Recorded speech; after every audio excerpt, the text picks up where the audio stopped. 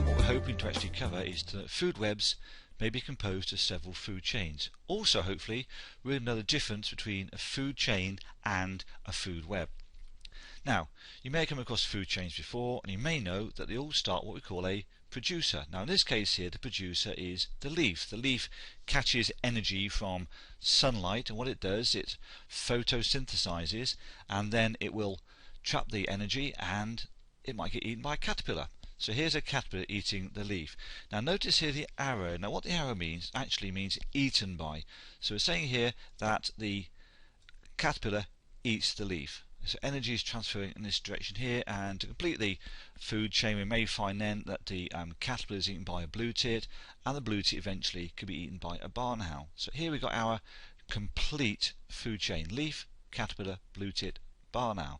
Now the arrows show who is eating who. So the barn owl is eating the blue tit, who's eating the caterpillar, who's eating the leaf. But also shows, as I said before, the direction of energy flow. So energy is flowing from the sun to the leaf, to the caterpillar, to the blue tit, to the barn owl. So energy is flowing in this direction here. Okay? Now, let's think about this in a bit more detail, shall we? We can think about it in terms of what's called a food pyramid. Now, a food pyramid actually shows the numbers. Here's our same food chain up here. We can express it in terms of what we call a food pyramid. At the bottom, we'll have thousands of plant leaves.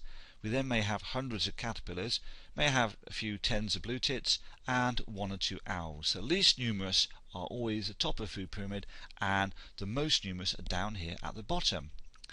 Now, the pyramid of numbers represents the relative number of organisms at each feeding level. Let's look at an example. Here's an example here of a freshwater pyramid of numbers. You've got loads and loads, up to 800 more algae, tiny little things, which are eaten by water fleas. You can see here the water fleas, perhaps 400, is it?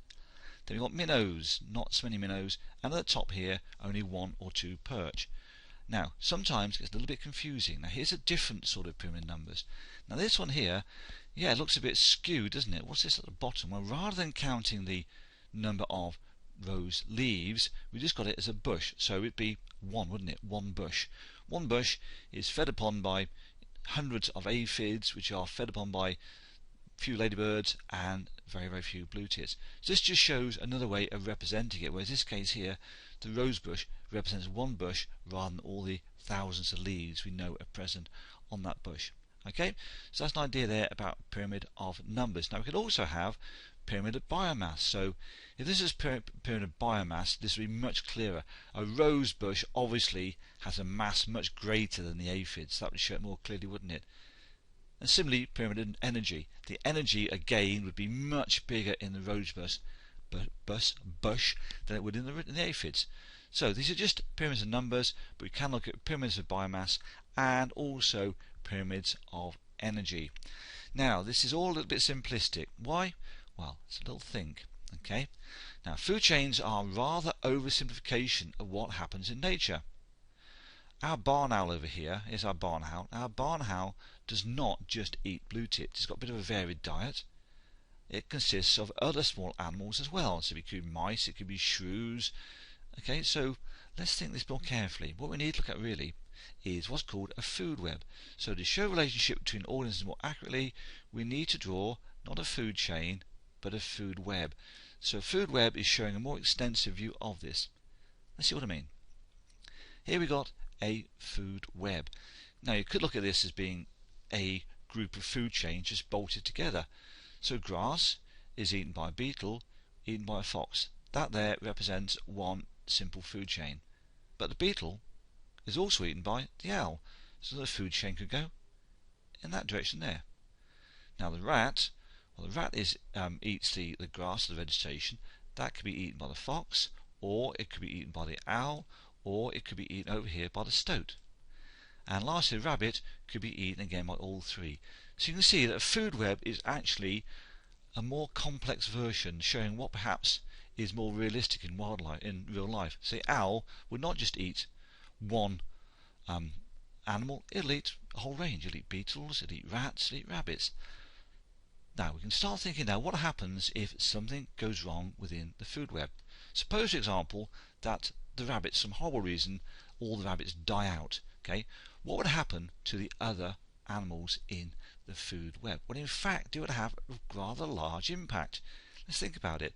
The rabbit dies out. What happened first of all to our top carnivores here? Well, first of all, the foxes, owls and stoats will therefore have to eat more beetles, okay, and more rats. So these two would be eaten more because these three are all competing for food, and that would mean that these two here, their populations would go down. Big arrow there showing down. Okay, now there's another implication there as well, because as the beetle and rat populations go down, there's less food available for the fox, owl and stoat.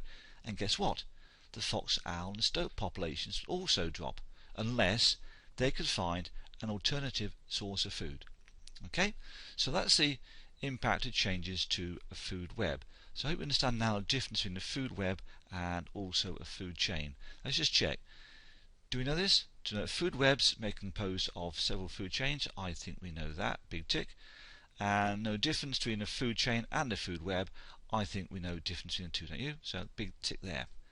Now, let us spend a little bit of time now looking at an exam question. I know we hate these. Here's an exam question, okay? Sunhill and Elsa investigated a food chain in a local park. They counted the number of oak trees.